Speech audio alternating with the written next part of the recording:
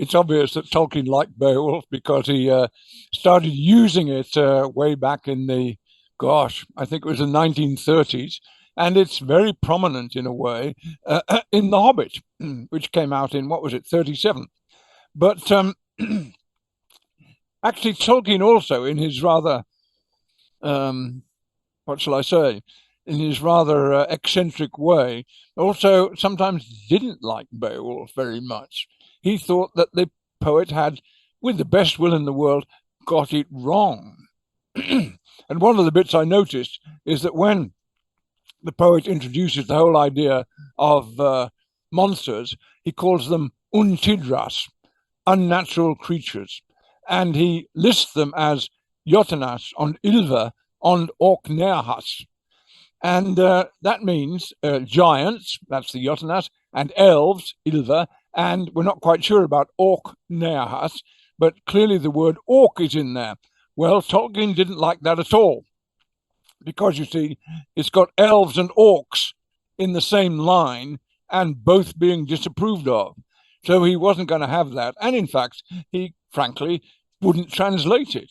His translation dodges the issue and in fact translates not as giants and elves and orc creatures, but as ogres and goblins and haunting shapes of hell.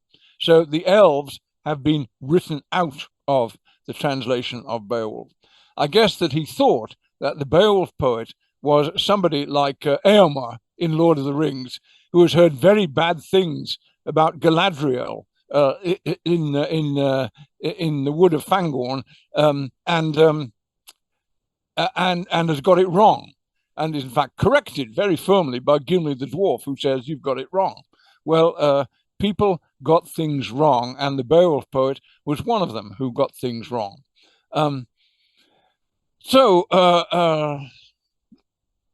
that was one issue. And there was another one which I noticed, but perhaps it takes too long to explain it. But all right, I'll explain it. We can always cut that later.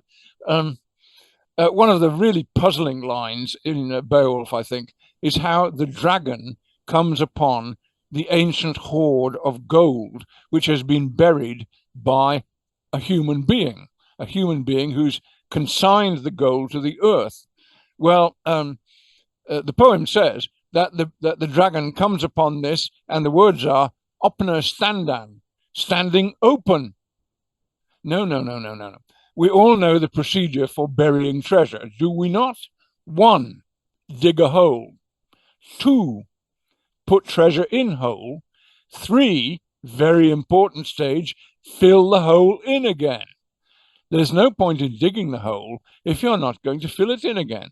So how come the treasure is standing open?